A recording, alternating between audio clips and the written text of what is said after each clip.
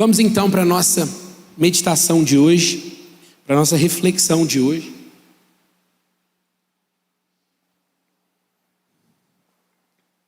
Medo, cansaço, ansiedade, depressão têm sido as nossas conversas nos últimos domingos. Temas extremamente difíceis, extremamente complexos, temas muito abrangentes. Cada pessoa enfrenta esses invernos da alma de uma forma ou de outra. Não há uma receita de bolo, não há um padrão que a gente possa dizer: faz isso, siga esses 3 passos que você vai conseguir vencer, seja a depressão, seja a ansiedade, qualquer uma dessas batalhas, qualquer um desses invernos que se instalam na nossa alma. E hoje nós vamos falar sobre o mais terrível desses invernos, que é o suicídio. Falar sobre suicídio é algo extremamente difícil, complicado, delicado, porque embora falar sobre suicídio ainda seja, em muitos contextos, um tabu, é uma coisa muito difícil de você estabelecer uma conversa sobre o suicídio, ele é muito mais presente na nossa vida do que nós às vezes temos consciência. É muito provável que na sua família exista algum caso de suicídio. Talvez não no seu núcleo familiar ali da sua casa ou dos seus pais, mas talvez um tio distante, talvez um primo, talvez um avô, um bisavô. Essa realidade do suicídio, ela assola ele, como nós vamos ver daqui a pouco, a tensão, a dificuldade, a luta que o suicídio coloca diante de nós. Num determinado momento ele bate a porta, ele pode bater a porta de cada um de nós. Não que todos nós tenhamos tentado isso, não que todos nós tenhamos dado passos em direção à execução, mas porque muitas vezes nós já consideramos como uma possibilidade, como uma fuga, como uma saída para as lutas e tristezas que nós temos enfrentado, e que não são poucas. A travessia do vale dessa vida, ela pode ser que nós tenhamos na travessia aqui, mesmo caminhando com o Senhor, também com aqueles que caminham com o Senhor, que são fiéis, que são homens e mulheres de Deus. Pode ser que a travessia aqui tenham mais dias de lágrimas do que dias de alegria e de felicidade. Pode ser que as dores, elas nos abracem mais do que os momentos de tranquilidade ou de paz. Mas vamos devagar, vamos conversando, um assunto de cada vez, um passo de cada vez. Algumas informações que eu acho importante e que me alarmaram quando eu estava pesquisando, que eu queria que você também soubesse, para que fique claro aquilo que eu disse, que o suicídio é muito mais próximo de nós do que às vezes nós temos consciência.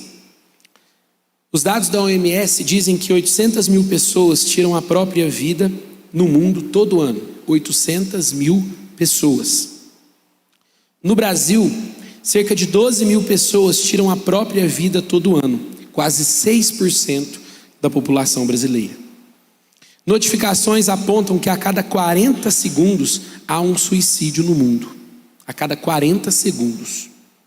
É a segunda maior causa de mortes entre adolescentes e jovens brasileiros, entre 15 e 29 anos. O suicídio no mundo mata mais do que as guerras e os homicídios. Um número alarmante não reconhecido de pessoas já pensou no suicídio como uma saída para os sofrimentos da sua vida.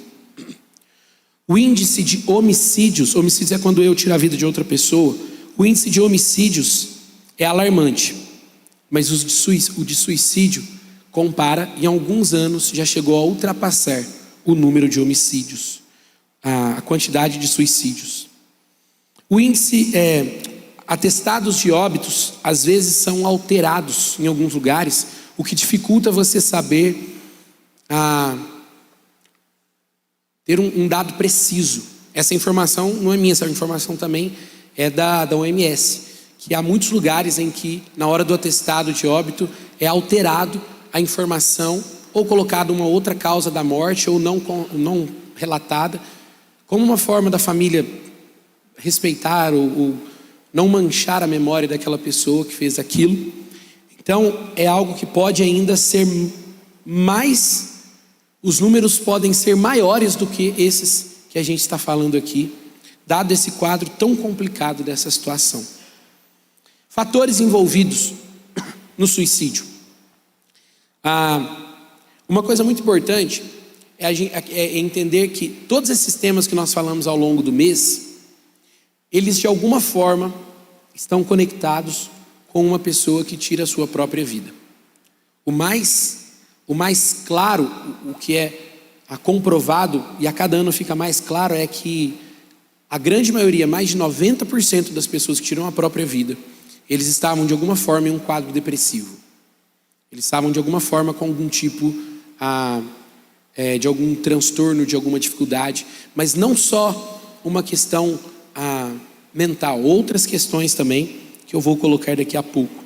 Mas fatores envolvidos então no suicídio: transtornos mentais, depressão, medo, crises de ansiedade em um grau bem agudo de acontecimentos e repetições.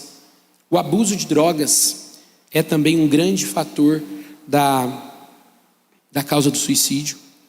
Desemprego, fatores mais sociais agora: desemprego, vergonha social, desonra, sensação de fracasso constante e miséria pessoal. Não uma miséria no sentido de pobreza, mas uma miséria no sentido sentido pessoal, social da pessoa. O suicídio, ele durante a história, olhando para algumas culturas que não são cristãs, que não tinham Jesus Cristo como a sua esperança, eles eram vistos de forma bem interessante, e eu queria pontuar aqui. Entre os gregos, que são conhecidos como um povo muito, muito inteligente, muito capaz, né, os filósofos gregos, eles, em Esparta, o suicídio era considerado um ato justificável. Os atenienses também consideravam um ato justificado da pessoa, mas eles amputavam a mão dessa pessoa que cometia esse ato, para que ficasse claro a atitude dela. Uma prática que eles tinham diante dessa situação. Os romanos viam o suicídio como um desenlace honroso da tristeza da vida. Então, o suicídio, por mais que ele seja um assunto muito difícil de ser tratado e de ser comentado, ele é algo que a todo tempo ele rondou, ou ele de alguma forma é uma sombra na vida de cada pessoa, independente do tempo, independente das circunstâncias, independente das motivações.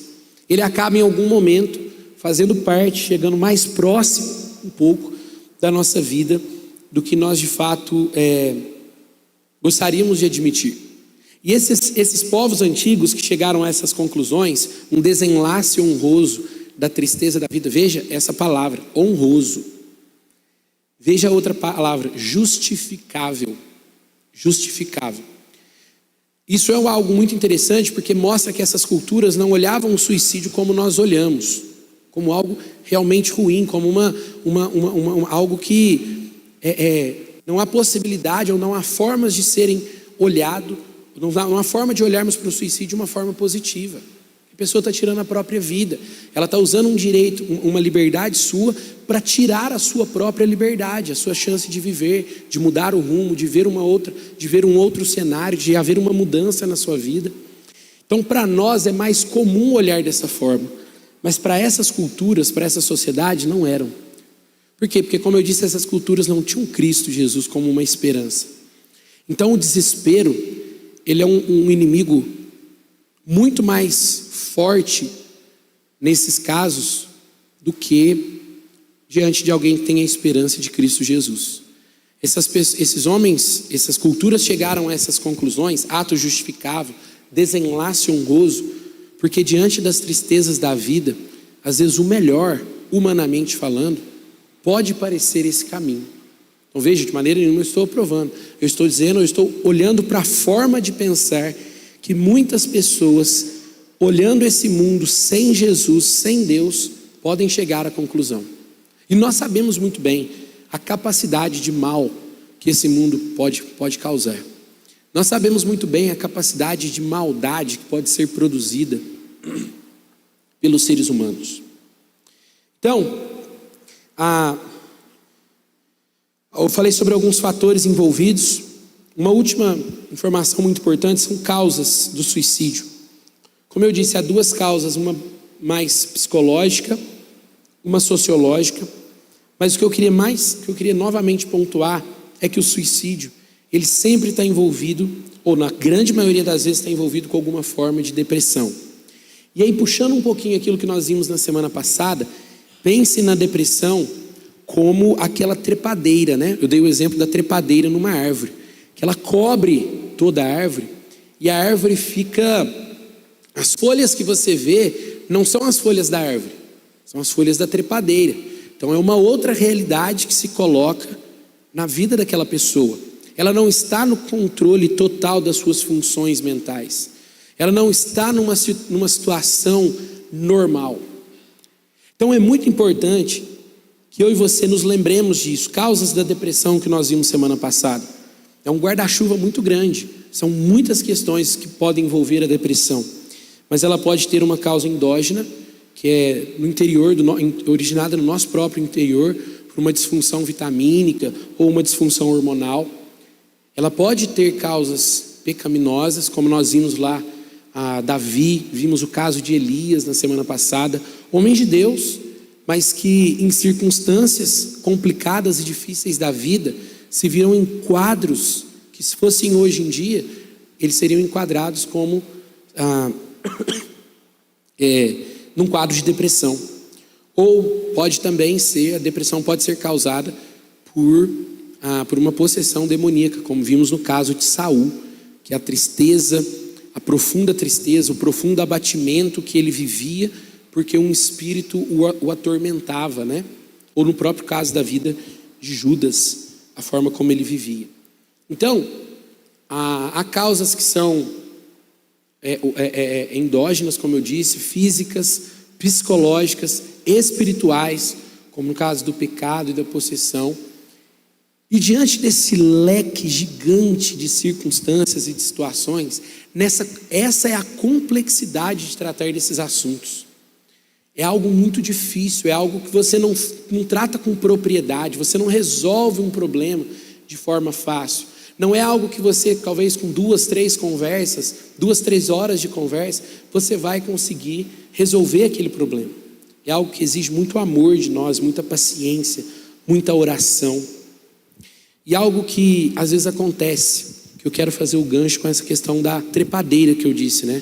Muitas atitudes da pessoa depressiva, inclusive tirar a própria vida, pode ser causado porque ela não está num estado mental capaz de tomar uma decisão em perfeito estado. É por isso que às vezes a gente olha e fala assim: essa pessoa não sabia que estava fazendo isso? Impossível. Impossível para mim, para você, que talvez não estejamos naquele quadro, enfrentando aquele quadro depressivo. Mas aquela pessoa está enxergando a vida de uma outra forma. Aquela pessoa está olhando para a mesma realidade, para a sua realidade, de uma forma totalmente diferente. Não sei se eu citei na semana passada, mas estudando, um dos casos que mais me abateram foi o caso de uma mãe que teve uma depressão pós-parto, e ela não só rejeitou a criança, mas ela tirou a vida da sua filha. E depois, com o tratamento, com o cuidado, ela melhorou da sua depressão. Ela não conseguiu conviver com o fato de ter tirado a vida da própria filha. Porque quando ela fez aquilo, ela não estava num estado mental normal. Ela não estava agindo de uma forma comum. Então, a pior atitude que eu quero colocar para você, falei isso tudo para dizer que a pior atitude que eu e você podemos ter diante de pessoas que enfrentam isso é o julgamento. Não julgue. Não julgue. Porque são contextos que a chance da gente não ver muitas coisas que estão envolvidas é muito grande. E a chance de nós darmos um juízo, uma palavra, um veredito sobre alguma coisa, sobre uma pessoa, um veredito errado é muito grande. E que eu e você não caiamos nesse erro. Aproxime-se da pessoa que está passando por isso. Tenha compaixão. A compaixão em contraponto com o juízo, com o julgamento, é a melhor atitude que você pode ter. Porque nós não temos a possibilidade, não está nas nossas mãos o poder de solucionar a vida da pessoa. Mas nós podemos nos compadecer dela. Nós podemos chorar com ela. Nós podemos caminhar com ela. Nós podemos animar aquela pessoa. E isso são atitudes que eu e você podemos ter. Nós podemos levar esperança àqueles que perderam completamente a esperança. Nós podemos levar ordem para quem tem vivido no caos. E nós podemos ajudar a pessoa, mesmo num momento tão difícil, a escolher a vida e não a morte. E quando eu digo nós, eu digo você, mesmo que você não tenha um diploma de psiquiatria ou de psicologia, mesmo que você não tenha feito teologia e não tenha os diplomas nessas áreas, mas o que pessoas assim precisam é de vidas, pessoas, de amor. E amar, cada um de nós é capaz.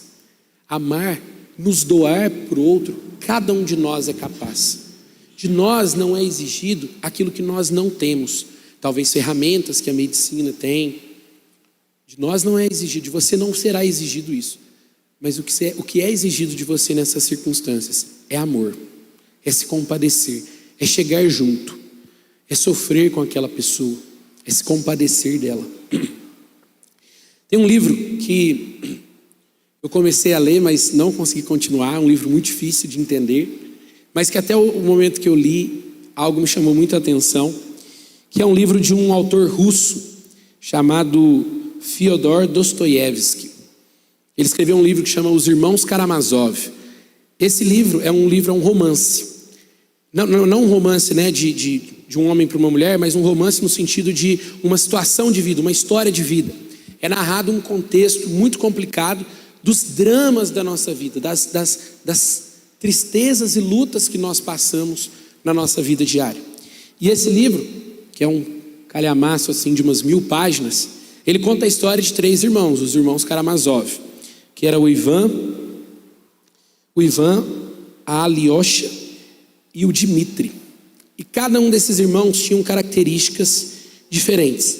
O Ivan, de quem eu quero falar hoje especificamente aqui, ele era o mais inteligente dos irmãos, o mais perspicaz, o mais disciplinado, o que tinha, vamos dizer assim, uma maior consciência da vida e da dificuldade que é a vida. E ele também era o que, infelizmente, o mais atingido por traumas e conflitos internos, problemas que ele teve no seu passado, problemas que ele carregava ainda no presente e barreiras que ele precisava vencer para que ele pudesse olhar para o futuro.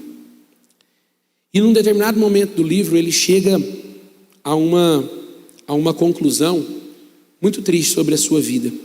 E ele diz o seguinte: estabeleceram um preço muito alto para a harmonia da nossa vida. Não estamos absolutamente em condições de pagar tanto para viver essa harmonia. É por isso que eu me apresso a devolver o bilhete de entrada. E ele está usando isso aqui como uma analogia da vida dele. É por isso que eu me apresso a devolver o bilhete de entrada. E se sou homem honrado, sou obrigado a devolvê-lo o quanto antes. E é o que estou fazendo. Não é Deus que não aceito. Alyosha, conversando com seu irmão. Estou apenas devolvendo o bilhete da forma mais respeitosa possível. Na trama, no romance, ele exemplifica alguém que chegou à conclusão que a vida, de tanta dor, de tanta tristeza, de tanta capacidade de mal, não vale a pena ser vivida. Só que há algo determinante aqui sobre essa percepção do Ivan, que eu quero colocar para você aqui. O Ivan, por mais que ele tenha razão na constatação dele, assim como os gregos antigos que eu disse, que diziam que o suicídio era um ato justificável, assim como os romanos que colocavam como um desenlace honroso, o Ivan percebeu que às vezes que essa vida vivida sozinha, essa vida olhando para nós mesmos e para essa realidade apenas na horizontal, aquilo que está ao alcance dos nossos olhos, ela pode ser tão cheia de desesperança que não viver seja melhor do que viver. Que devolver o bilhete de entrada, que devolver a própria vida, talvez seja a melhor atitude que eu e você podemos ter. Mas o ponto determinante que eu quero colocar aqui é que o problema do Ivan é que ele não conhecia um Deus que pode trazer esperança para a vida dele. E aqui eu não estou falando somente por ser pastor, somente por crer na palavra de Deus, mas porque o que o homem mais precisa para a sua vida é esperança. Esperança quanto ao amanhã, esperança quanto ao amor, esperança quanto ao relacionamento, esperança quanto a vencer desafios e problemas, esperança quanto a melhorar. Nós somos seres que a esperança está entremeada no nosso ser. Nós não podemos viver sem esperança. E o problema de pessoas que passam por quadros assim é porque elas chegaram a um extremo de desesperança quase imutável nas suas vidas. Eu quero falar com você sobre um episódio muito triste na palavra de Deus em que isso aconteceu. Quero convidar você a abrir a sua Bíblia no Evangelho de Mateus, capítulo 27, versículo 1. Evangelho de Mateus, capítulo 27, versículo 1.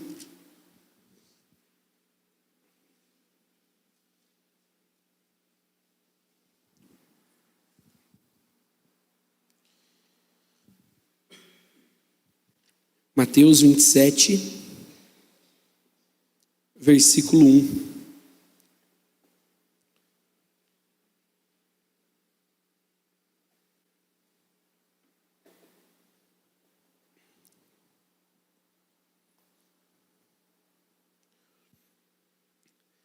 Diz assim: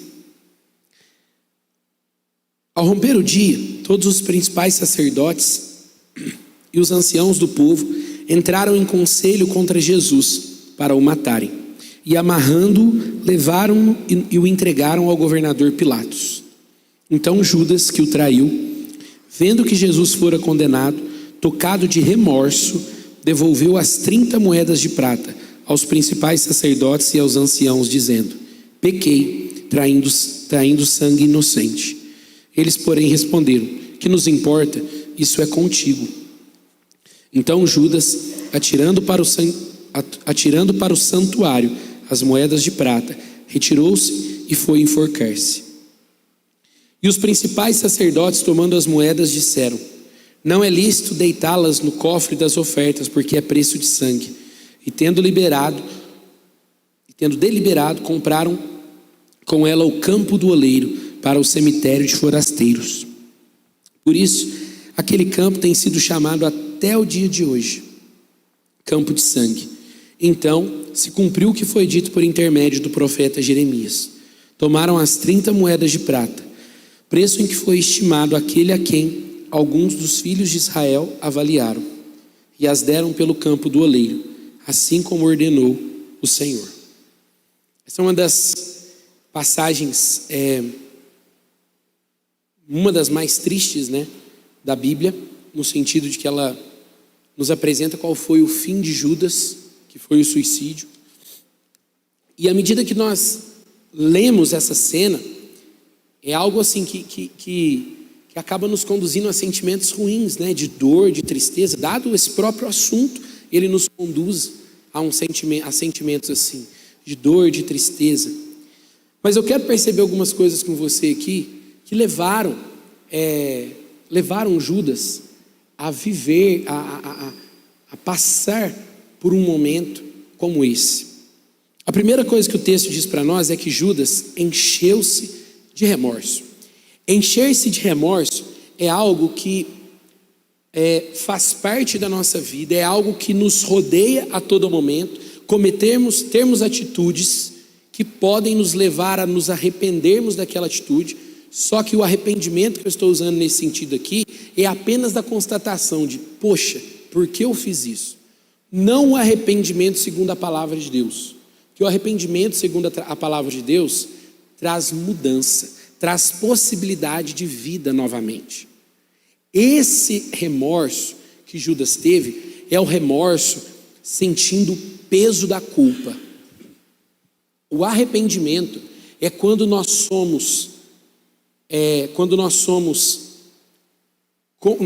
nos tornamos conscientes, quando caem as escamas dos nossos olhos, de que fizemos algo contra Deus e corremos a Ele pedindo ajuda, assim como o filho pródigo, chegando para o pai e disse: pai, pequei, eu errei, mas por que eu estou aqui? Para pedir uma nova chance, me trate como um dos seus empregados. Então, há horizonte, há esperança, há nova vida no arrependimento. O remorso, ele é o peso da culpa. Não é você tomando consciência de que você fez algo errado, mas é você sendo esmagado pelo peso de ter feito algo errado. Então, vamos dizer assim, são parecidas. Às vezes a gente não consegue nem separar muito bem o sentido dessas palavras, mas é diferente. E Judas está sendo esmagado pela sua atitude de trair Jesus. O que ele faz então? Ele devolve as 30 moedas de prata, o valor pelo qual ele traiu Jesus. Quando Judas tem essa atitude, ele está fazendo isso pelo horror, ele está fazendo isso porque ele não consegue mais conviver com as suas atitudes. Aquelas 30 moedas mostram para ele o quanto a sua atitude foi maldosa, foi perversa, foi cruel. E ele diz aos sacerdotes: pequei porque traí sangue inocente. Então eu estou pontuando essas coisas para que você para que eu e você tentemos perceber um pouquinho qual era o sentimento de Judas naquela situação, qual era o que Judas estava passando naquele momento.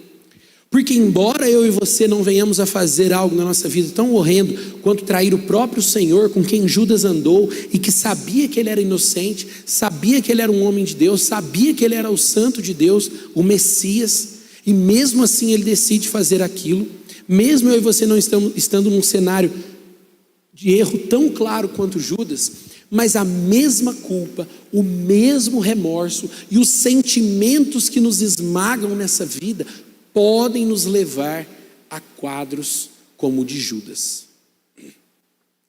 Algumas vezes, os sentimentos que nos levam a isso não são necessariamente causados por um pecado nosso. Nos sentirmos esmagados pela vida, nos sentirmos pressionados. A culpa é um deles, sim, no caso aqui, é um pecado.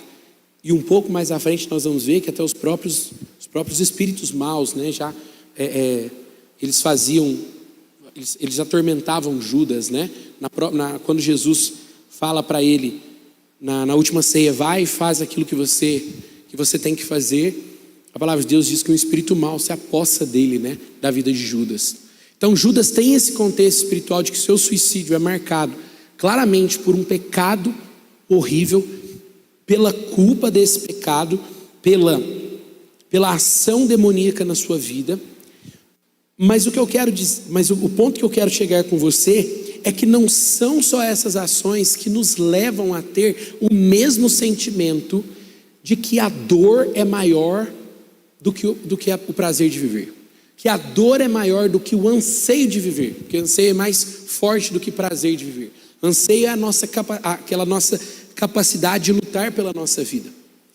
Uma vez eu li num livro, achei muito interessante isso, não foi nem agora, eu até procurei, mas não consegui encontrar, que embora pessoas tirem a sua vida em contextos de perseguição, embora haja, o índice é mínimo. Porque quando uma pessoa está tendo um risco de vida, o seu instinto natural é de lutar pela sua vida. Então ele quer tentar se salvar daquela situação. Mas quando nós estamos na caminhada normal da nossa vida, e as dores, os problemas, as crises, as depressões,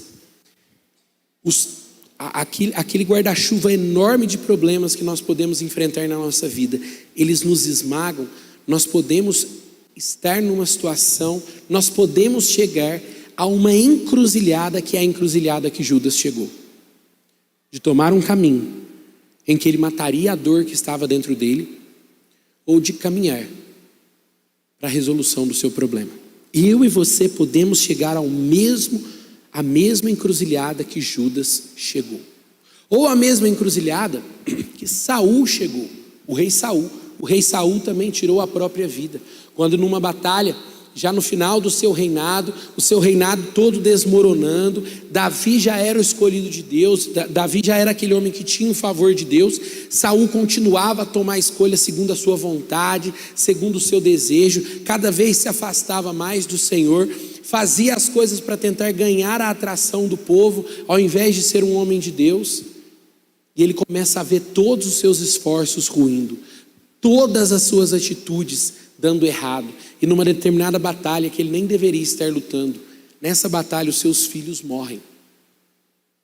E quando Saul vê que a sua casa foi destruída, a sua linhagem acabou, o seu reinado acabou, ele chega ao mesmo ponto que Judas chegou, de que ou eu tomo um caminho para tirar a minha própria vida, ou eu tomo um caminho para tentar resolver e solucionar isso que eu passo. Nem sempre a pessoa está, como eu disse, em sã consciência para tirar essa conclusão.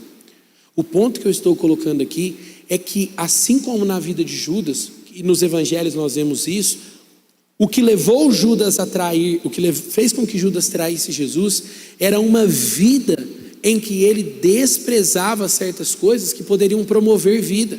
Nos evangelhos nós vemos que ele era responsável pelo dinheiro e que ele metia a mão na bolsa e pegava dinheiro, roubando do Senhor Jesus e dos discípulos. A vida e as atitudes de Judas, ou assim como ele questionou, ou melhor, quando ele teve essa atitude, que o texto fala que ele teve essa atitude, foi quando Jesus foi ungido em Betânia, por conta da sua última semana, e Jesus fala: mas por que você está jogando um óleo tão caro fora, um perfume tão caro fora? Esse perfume devia ser vendido e dado aos pobres. Aí o texto diz: mas Judas estava apenas querendo que o dinheiro viesse para a bolsa, para a sua mão, para que ele pudesse roubá-lo. Então, a vida, a forma como Judas viveu a vida, a forma como Saul viveu a vida, atitudes que os levaram também a essa circunstância. De maneira nenhuma eu estou dizendo que todo suicídio é culpa de atitudes e decisões que nós tomamos, mas eu estou dizendo que muitos quadros que chegam a esse ponto, muitas encruzilhadas que nós chegamos entre a vida e a morte, eles são causados pela forma como nós vivemos. Nós chegamos a um determinado lugar em que nós não vemos mais volta, ou tiramos a nossa vida, ou seguimos um caminho que muitas vezes a gente nem vê esperança, que é o caminho do recomeço e do arrependimento. Então, como pastor, falando espiritualmente para você a respeito do suicídio, eu quero que você avalie a sua vida e veja como você tem lidado com as coisas. No que o seu coração, a que o seu coração está apegado, onde tem estado enraizado a sua vida, onde tem estado enraizado os seus anseios, a sua esperança.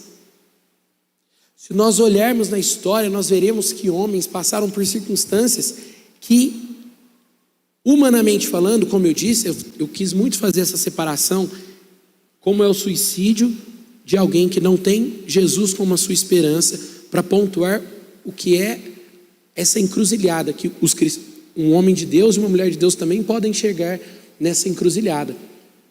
Mas eu queria colocar essa diferença para que ficasse claro que as circunstâncias, a situação, ela pode ser diferente. Circunstâncias que nós não controlamos, como eu disse da depressão, elas podem nos levar a essa encruzilhada. Mas nós também podemos ter atitudes que nos levem a isso. E eu e você precisamos ter cuidado para que as nossas atitudes não façam de nós ou não nos levem a essa encruzilhada sem volta. Judas joga as moedas no chão, no altar, em desprezo a si mesmo pela culpa do que ele havia feito. Sai dali e se enforca. Quando Judas tira a própria vida, ele não está se matando. Quando alguém tira a própria vida, a pessoa não está se matando. Ela não está apenas ali tirando a própria vida. Ela está matando a dor que está dentro dela.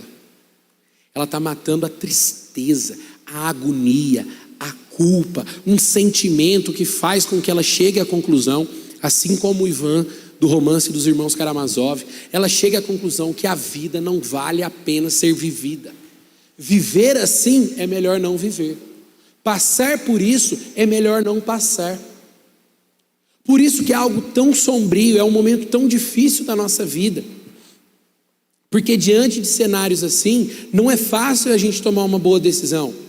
Você não está tomando uma decisão um dia ensolarado, quando as coisas estão tudo bem, a sua conta no banco está tranquila, a sua família está caminhando tudo bem. Não é esse contexto, é um contexto onde tudo está turbulento. E é por isso que eu disse que a melhor atitude que nós podemos ter, e a mais correta para quem passa ou quem enfrenta o suicídio, é a compaixão. Porque alguém que está num quadro assim, ele precisa de alguém que chegue perto dele e o ajude. Nós não somos uma ilha, nós não conseguimos viver isolados das pessoas, nós não conseguimos ir tirando pessoas da nossa vida como se fossem descartáveis, ou como se não fossem necessárias. Nós precisamos de pessoas para caminhar conosco. Então eu queria apenas pontuar aqui o que a Bíblia fala sobre o suicídio, no sentido de como ela trata o suicídio, como a Bíblia se pronuncia a respeito do suicídio. Em todos os textos que nós vemos, em cada atitude, em cada homem que tirou a própria vida nas Escrituras, como eu disse, Saul, Judas, a Bíblia condena, em toda hipótese, o suicídio. Porque é uma decisão que tira algo que não é nosso, a própria vida. A vida é um dom. A vida não é algo que eu e você podemos reproduzir, não é algo que eu e você podemos criar. Ela é um dom de Deus. E quando nós tiramos a vida, seja do outro, seja de nós mesmos, nós estamos nos colocando no lugar do Criador, tentando legislar sobre algo, decidir sobre algo que não é nosso. Efésios 5:29 diz assim: ninguém odeia o próprio corpo, mas o alimenta e cuida dele. Romanos 14:7 diz assim: pois não vivemos nem morremos para nós mesmos. Se vivemos, é para honrar o Senhor. E se morremos, é para honrar o Senhor. Portanto, quer morramos, quer vivamos, para o Senhor o fazemos. A consciência de Paulo é que a sua vida é de Deus. Mas então, o que eu tenho feito aqui, eu espero que você esteja vendo, é que eu estou construindo. Nós estamos levantando uma parede junto. Nós estamos cada hora colocando um assunto sobre o outro, para que a gente forme uma visão sobre o todo, forme uma visão do todo a respeito do suicídio. Essa é a visão da palavra de Deus. Não estou dizendo que toda circunstância eu consigo chegar a essa conclusão racional, de que não, a minha vida é de Deus, então se ela é de Deus eu não posso fazer nada. Não estou desconsiderando, como eu disse, tantos fatores que nos tiram da nossa normalidade, que dificultam a nossa situação. Eu estou apenas construindo a ideia de como Deus olha para isso e o que Ele faz por nós. Um homem de Deus chamado Tomás de Aquino coloca 3 consequências ou efeitos colaterais do suicídio que nenhum suicida pode controlar. O primeiro deles, ele é antinatural. Como eu disse, a autopreservação é algo que vem de Deus. Quando você se sente ameaçado, você luta para proteger a sua vida. Quando você está num acidente, a sua primeira ação é querer sair daquele lugar, ou querer se cuidar, ou querer se proteger diante daquele quadro. A segunda consequência do suicídio é que ele é uma ofensa à família e à sociedade. Nenhum de nós, como eu disse, é uma ilha. E muitas vezes nós não pensamos na dor inimaginável que traremos para a nossa família ao tomar uma atitude assim. Muitas famílias vivem uma ferida incurável por conta dessa circunstância. Não incurável no sentido que Deus não possa curar, mas incurável no sentido de que aquilo sempre será uma dor a ser enfrentada pela família. E a terceira consequência, a usurpação de um direito de poder. É injustificado o ato de tirar a própria vida, porque somente quem dá a vida tem o poder de tirá-la. Somente Deus dá e somente Deus tira a vida de forma justa. Então, mais uma vez, entendendo o suicídio, ou entendendo os sentimentos dessas pessoas que fazem isso, é um ato final contra si próprio, para pôr fim a uma dor que é maior do que a vontade de viver. É um naufrágio da esperança. É quando toda a esperança mingua, quando o último fio daquela corda que já está arrebentando há muito tempo se rompe. É a falência dos sonhos. É quando você olha para o amanhã e vê que há mais dor no amanhã do que teve no ontem e do que você está tendo no seu presente, e você não quer viver aquela dor. E aí eu quero terminar então lendo uma passagem com você e trazendo esperança para você. Apocalipse capítulo 21, versículo 1. Livro de Apocalipse, capítulo 21, versículo de 1 a 4.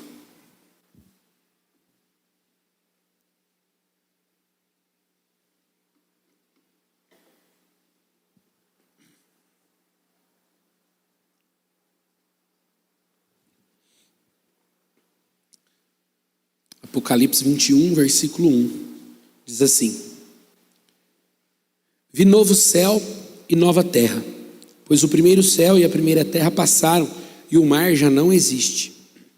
Vi também a cidade santa, a nova Jerusalém, que descia do céu da parte de Deus, ataviada como noiva, adornada para o seu esposo. Então ouvi uma voz vinda do trono, dizendo: Eis o tabernáculo de Deus com os homens, Deus habitará com eles. Eles serão povos de Deus, e Deus mesmo estará com eles. E agora o versículo 4. E lhes enxugará dos olhos toda a lágrima, e a morte já não existirá.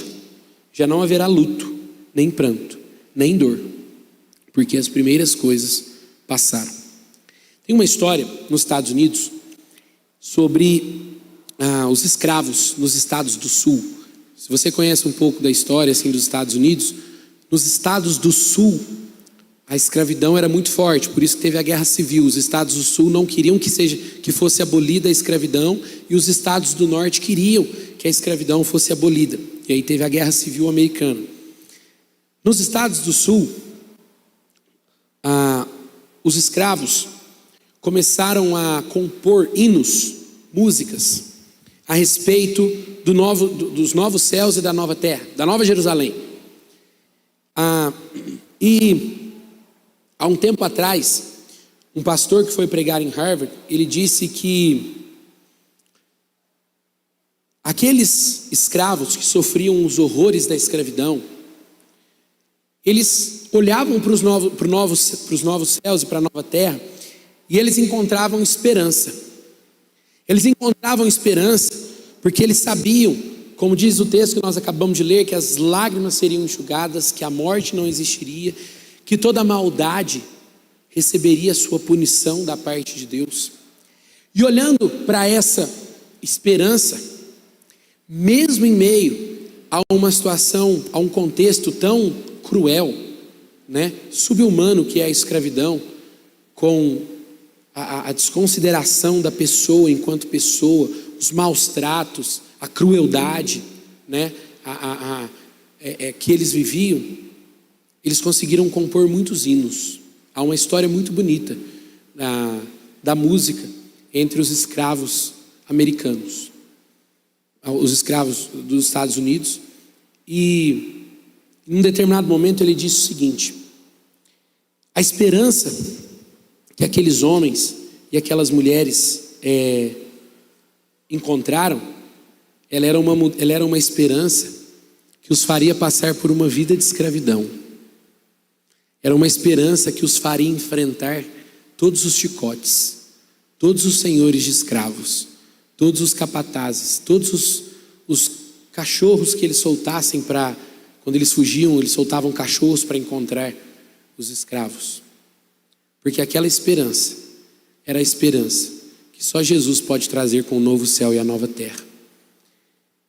Mesmo que eles estivessem numa situação em que a dor, a tristeza, desse a qualquer um deles, humanamente falando, a visão ou a consciência de que não viver era melhor do que viver, porque eles viviam numa condição em que não viver era melhor do que viver, mesmo assim, eles conseguiam viver com esperança. Porque eles não olhavam para os males e para as maldades que esse mundo pode produzir. Toda dor, todo sofrimento daquilo que vivemos, ele pode nos destruir. Mas nós podemos voltar os nossos olhos para uma esperança que não se acaba. A corrosão ou a perda da esperança é o que torna o sofrimento insuportável. Os seres humanos são criaturas moldadas pela esperança. Nossa forma de viver hoje é completamente controlada por aquilo que acreditamos com respeito ao nosso futuro. Quando nós falamos sobre o suicídio, quando nós falamos sobre os homicídios, sobre o infringir o mandamento que diz não matarás, a esperança que nós temos é no reino que Cristo Jesus inaugurou, é no futuro. É quando nós olhamos para a nova vida que temos nele, não para as coisas que temos nessa vida. Porque o mesmo Deus que perdoa os homicídios, quando nós matamos outra pessoa, é o mesmo Deus que perdoa o suicídio, quando a pessoa tira a própria vida. Nós, como eu disse, não podemos julgar, porque aquele coração, aquilo que a pessoa viveu, somente Ele e Deus sabe o que aquela pessoa passaram. Somente Deus sabe como aquela pessoa terminou a sua vida. Nós não temos condição de saber.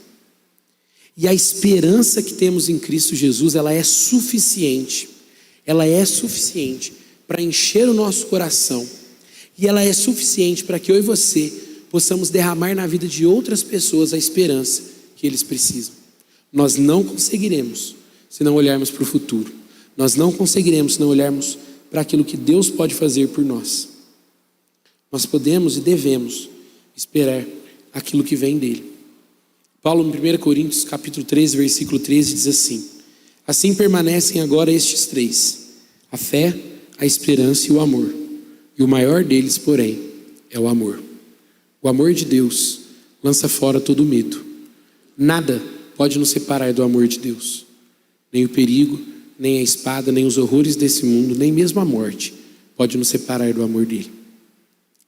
Se eu comecei dizendo que o Ivan, um dos irmãos Karamazov, viu que sozinho era melhor não viver, se eu comecei dizendo que os gregos antigos e os romanos olhavam com um certo valor para o suicídio como uma perda da dor e do sofrimento, eu digo a você que em Cristo Jesus há esperança. E mesmo em meio à dor que você estiver, a mudança que Ele pode trazer para você, a nova vida, a nova esperança, mesmo que a sua dor esteja te fazendo considerar não continuar, Ele pode trazer uma esperança que você jamais experimentou, que você jamais percebeu, porque somente com Cristo Jesus a vida ela pode ser vivida.